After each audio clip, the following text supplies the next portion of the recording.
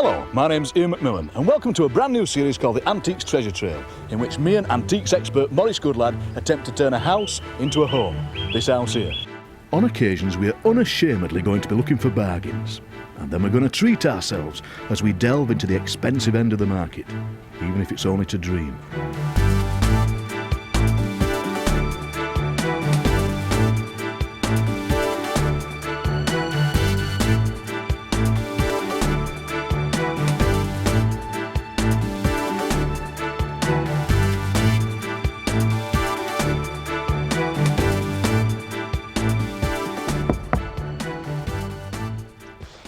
Good morning, Maurice. Come in. John. Nice day. John and Jill have just bought this house in a small village called Thornton Dale in the middle of the North Yorkshire moors. Their aim is to move in 6 months' time, which gives us plenty of opportunity to uncover the types of antiques they're looking for and put them into storage.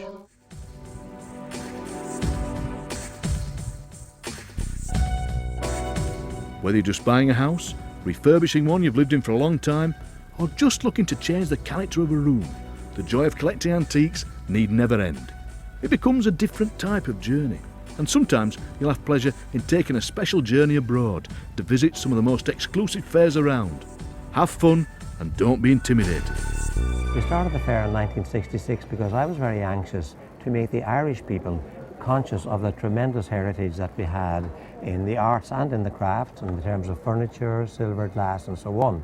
Now the interesting thing is that at that time Ireland was very highly respected abroad for its artistic background. For example, the British knew all about what had happened in Ireland over the years, and the Americans did as well, and were very keen to acquire Irish goods. But at that time, the Irish people themselves were not. And so I thought to myself, now is the time for the Irish people to recognise the value and the excellence of the heritage that is actually here existing in this country. And so by opening the fair up to the general public here in Ireland, they have become very conscious of the tremendous tradition in the manufacture of Irish silver, furniture, glass and so on. And that was the basic reason why we started. And also you get the sense of there's a kind of, I don't know, a gentility about it, a relaxed atmosphere, almost a family atmosphere. I see people wandering around, a lot of people obviously know each other, and it's very, very friendly. And well, I think this is Ireland, isn't it, all the way through? Everyone there's always a link somewhere within us to we know people, and everyone's friendly. And of course, over the years, and I've done every 34 fairs that we've had, year fairs, the familiar faces go past, and we're all getting older, but they're there, and then some other people come in. But it's the antique world, I suppose, is a special world with special sorts of people. Again, the fair in Ireland is not one where you'll primarily be looking for bargains. And it's important to remember that in some places the antiques are going to be expensive. It's vital to do some research before you go antiques hunting so you're not disappointed or intimidated. If you're looking for something that you know is going to cost you a lot of money, but you know exactly what you're looking for, don't go for something that's second best. Do go out there and continue looking for it until you actually do find what you want. And if that means travelling across Europe or travelling across the country, do that before you actually make a decision on buying something that you really want to live with, other than buying second best and always regretting that you've done it. I think I was more nervous about being surrounded by high value pieces because the risks were far higher. And I'm always a little bit sceptical about my knowledge not being top quality, top drawer, and buying something which isn't as it seems. But by and large, it's well worth going, and if you know what you're looking for, if you've done your homework, then yeah, you may make a mistake, but it's unlikely. Michael Lawrence joined us in Parma, Italy, over the last 2 programmes. We were so impressed by his ability to haggle, despite his apparent lack of knowledge of the language, that we brought him to Ireland to see how he got on here. Now, Michael, I know you're looking for typically Irish stuff, and is this a typically Irish thing? Ian, it's superb Irish 18th century furniture. Good quality. It would have been a very fine quality home, plenty of money coming into the household, banquets for 12, 18 people, terrific serving table, some lovely blemishes on it where it's been used but polished, good patination. Nice back rail to the back where the lady of the house could display her finer plates and china. Brass fittings, polished up well. Absolute joy. Not cheap. No. Very expensive piece of furniture, but 100%. Superb. Delight to see. There's quite a few nautical things here, Michael. Why would that be, do you think? Well, remember that as a great seafaring nation, Ian, all our imports of timber, foods, etc., all by sea. So the sea lanes and the sea voyages and passages, not only very precarious, but intricate with the instruments they produced, and the quality of the instruments had to be perfect. So we have here brass that doesn't corrode on the parallel rules, ebonized edges, so any indentation, etc., doesn't affect the perfect use of a parallel rule. Marvellous. And this could be a ship's table? This could be a ship's table where the master and the first mate do all their nautical work. And the master always checks his first mate's work because he's responsible. Come on then, number one, let's go down Roll here. away. Now when you come into this area here, if you could imagine a captain's cabin, a good quality officer who has money behind him, he has his ablutions, and so we have here his commode where you open it up. He has a tap.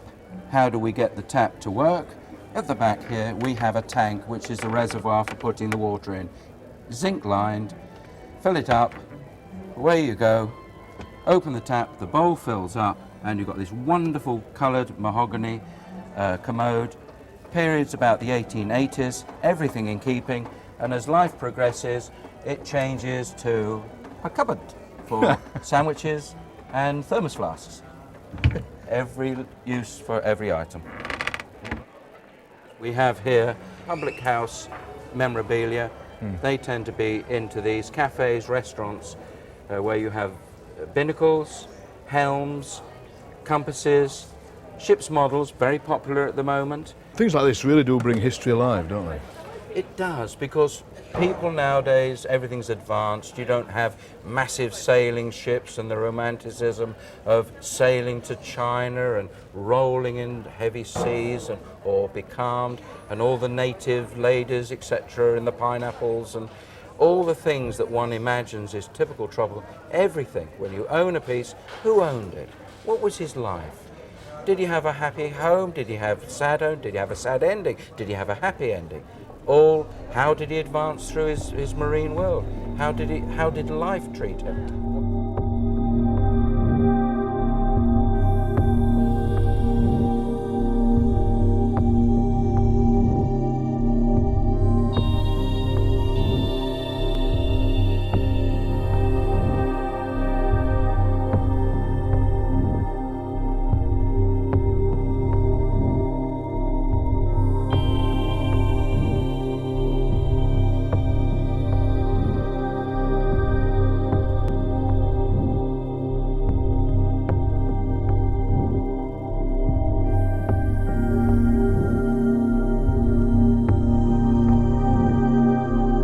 Obviously a bucket for carrying water in winter so it won't come out the hole. Well, what you've discovered here, Ian, really is a superb example of an 18th century plate bucket. This is made of Honduran or Cuban mahogany, absolutely terrific patination. Brass, again, for corrosion problems in the kitchen, won't corrode, and used by the serving wenches for serving at table when you've got a banquet of X number of people.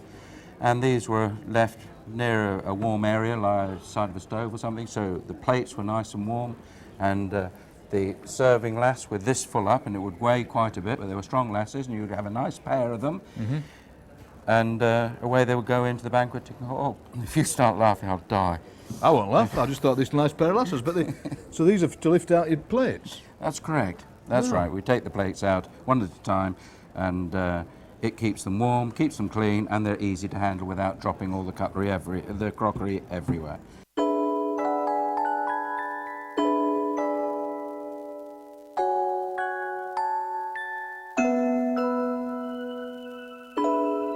And the the hunt for that special antique that can turn a house into a home continues.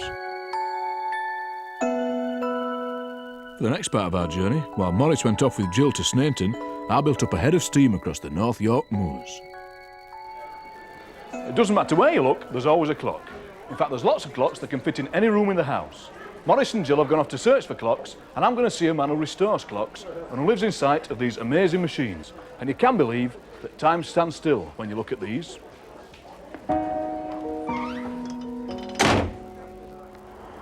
There's some extra romance in these old machines and their intricate workmanship from a bygone era, and some people are able to maintain this atmosphere in their work today. Tony Swift has been repairing clocks for many years at his workshop on the edge of the North York moors. It's a highly skilled job, and he ensures that these immaculate works of art are kept in a condition that their original makers would be proud to see. Clocks have a great role in antiques. They're especially some of the more expensive ones are mechanical beauties. You see the work and you wonder how they could actually put it together, how they could finish this metal off. I mean, we're going back now, even 1750, 1770, and you look at the workmanship there, and it's quite beyond anything we do today, really. It's really quite unbelievable.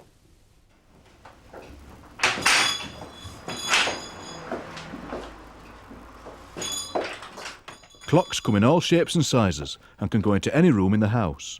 In a village just outside Scarborough, David Shackleton has a workshop with a huge selection of clocks.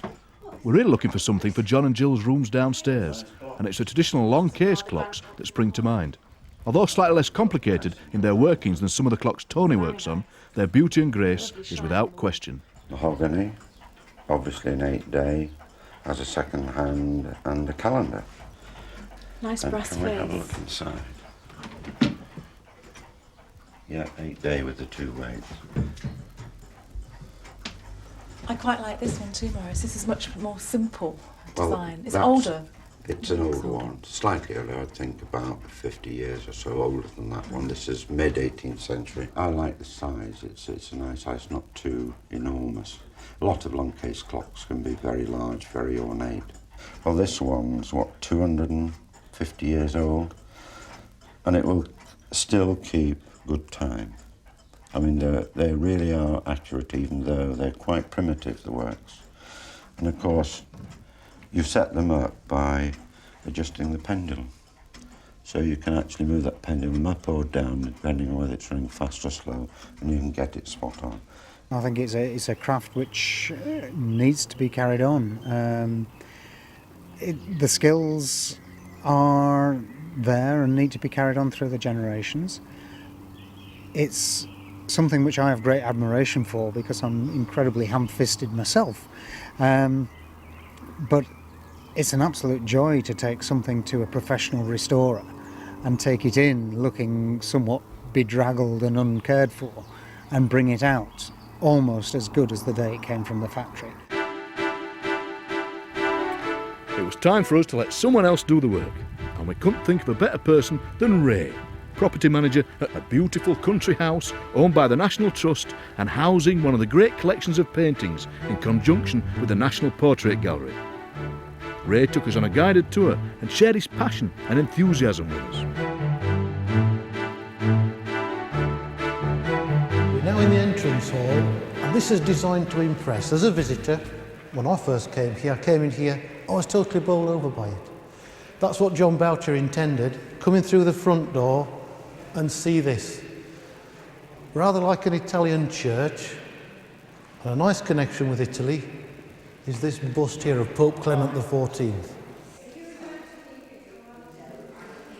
If you come here as John Boucher's guest, the idea was you'd come in through that hall and then to this staircase, and you'd sweep up the staircase to a banquet or an event, perhaps held in the saloon upstairs.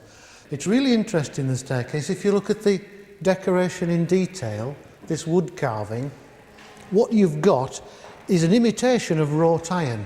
When the staircase was made, wrought iron was very expensive. Half a generation later, it was the wrought iron that was cheap, carved wood that was expensive. The house is full of collections. One of the reasons for bringing you in this room, these chairs. These chairs, in nearly every country house you go in, you see these cane-back chairs. In 1666, Great Fire of London, a lot of furniture burnt, and a cheap way of making chairs to knock out thousands of chairs was to make them with cane backs. So you find them now all over the place.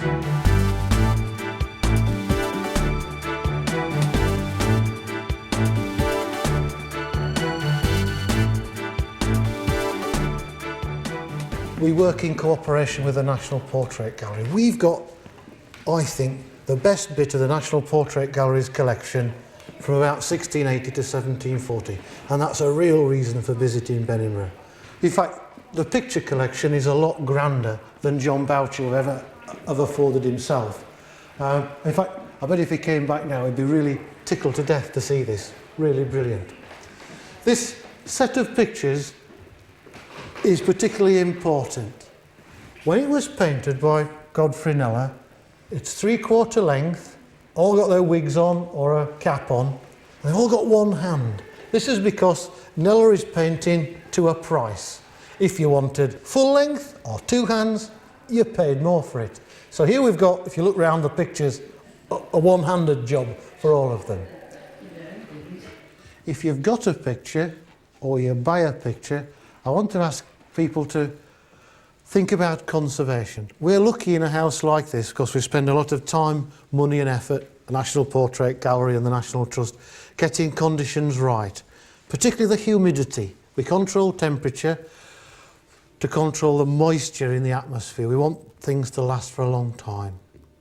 But there's another question that arises from this picture by Sir Joshua Reynolds of Chambers. What do you do if you buy a picture like this, where the painter's faded and he looks like a ghost? Should you have it repainted so that the flesh looks right? Or should you, like the National Portrait Gallery have chosen, to clean it but leave it as it is? Certainly the man who had it painted would be appalled at himself looking like that. But if you start messing with the colours, how would you ever know that you'd got it right? So do think about anything that you have restored. We're open, National Trust times, April to October, because this collection is your collection. It's part of a national collection, and it'd be lovely if you came and see it. Do remember, these are great places to visit and just enjoy a wonderful collection of extraordinary antiques. Talking of which, it's not often you get Michael and Maurice together hunting for antiques, but we thought it was worth putting them to the test.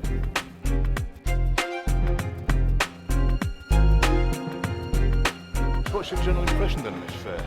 Well, it's been welcoming, everyone's been very friendly. There's some really nice, very expensive things, but on the other hand there are some cheap things that the ordinary person can afford. You just have to look for them. What about you, Michael? Well, I agree that the quality is fine, the items are honest, and they are small, interesting pieces, as well as some decent, large quality pieces. Very good, standard, very, very high. Well, here's a nice, interesting looking table, drop leaf. It actually looks a little low, though I'm not sure about that. It's mahogany, is it? Yes, Tell me about it, Michael, because you're a bit better on furniture than I am. Yes. Is it a large dining table? Well, I think this type of table, they call it a hunt table. Personally, I think they're wake tables or coffin tables. Where you put the coffin on here, and this comes out with the legs, and you can enjoy the wake and the enjoyment of having drinks with your pal before you lay into rest. Very sought after. So what did you date it? 1760, 17? I would say 1760, 1770s. And the legs will give you that? Not necessarily on an Irish one, but they're nice, good. George III. How do we know it's Irish and not English? Well, because the English don't have wake tables. Right. We don't discuss wake. I think you better leave your money at home to start with Really? and get a feel for a place like this. And just talk to the dealers, get to know them, become friendly, and then spend your money when you get the confidence and the experience to buy. Well, this is a Sarah McGregor, 19th, 20th century artist. The subject matter is very sensitive to everybody's heart. It's everybody's little daughter. And if you look carefully at her, the concentration of a child of this age, trying to thread beads with rather unsensitive fingers, and she's concentrating so much, and the beads and the whole atmosphere and the whole balance of the picture is superb. Maurice, say that we don't know Sarah McGregor. Then what does that mean? That if we don't know the artist, is it then worth spending 45,000 quid on the painting? Well, if you're going to spend that sort of money, you're going to make a note of the artist, and there are actually reference books and the price guides, like a Glasses Guide to Cars, you've got a guide to pictures.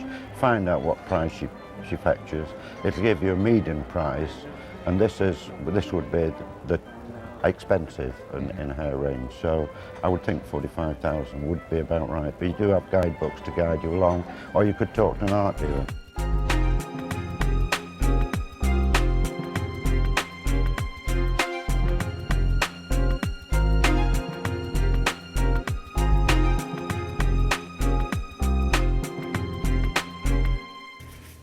I dragged Michael away from the high-class antiques at the Antiques Fair as part of his little challenge with him and Maurice, just to take him down to Mother Redcap's market to see how he got on rummaging through the bric-a-brac. I'll just log on.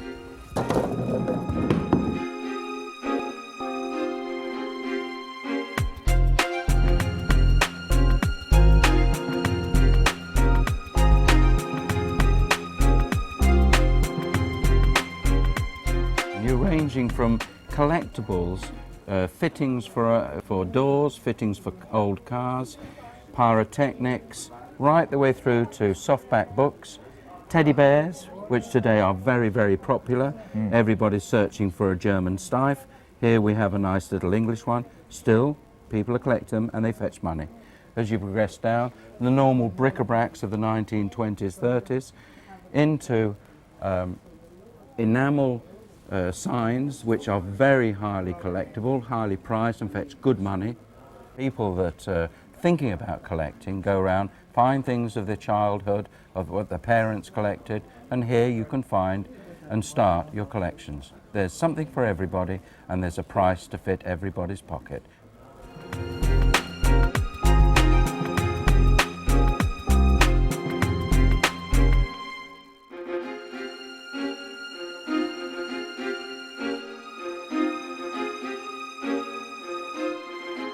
Quite unusual to find in these small markets, but occasionally the gentleman of this store comes across a lady that wants to clear things from her house.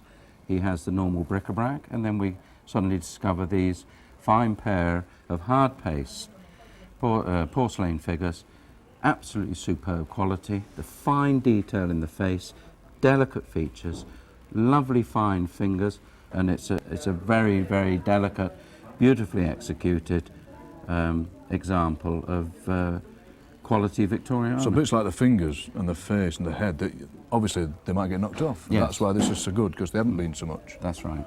And of course they're protected by the domes. There's the partner in a beautiful dome. Sadly the partner's head has had some damage, but that can be restored. So it's always worth rooting about.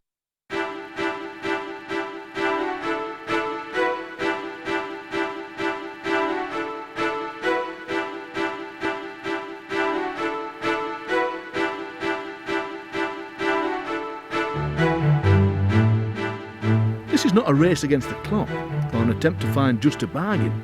Sometimes there'll be treasures found, sometimes we'll make mistakes. But the aim is not to make loads of money, but to have fun doing something the family really enjoys.